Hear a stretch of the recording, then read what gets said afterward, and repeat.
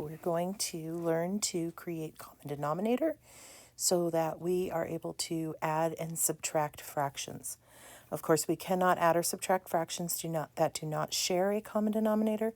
So the first thing we're going to do is we're going to rewrite the problem nice and big so we can do some writing around it, nice and spaced out.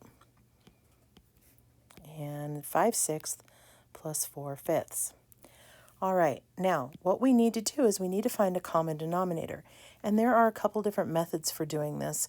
You can look for the lowest common denominator, you can find common factors and use that. But really, if you just want to do this quickly and easily, you simply multiply the two denominators to each other. So if I multiply the 6 and the 5, then I'm really doing 6 times 5 on this side and 5 times 6 on the right.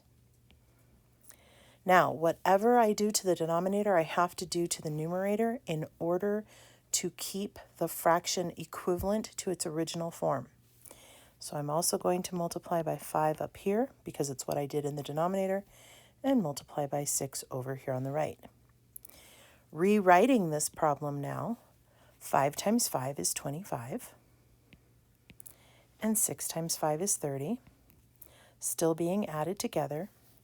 4 times 6 is 24. 5 times 6 is 30. Now you can see I have a common denominator between the two fractions.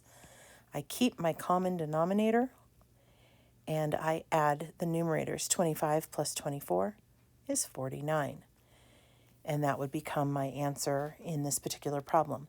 Watch carefully for answers that are, or the questions that ask you to simplify though, and look for common factors that can be taken out of that fraction to reduce it down to a simplest form.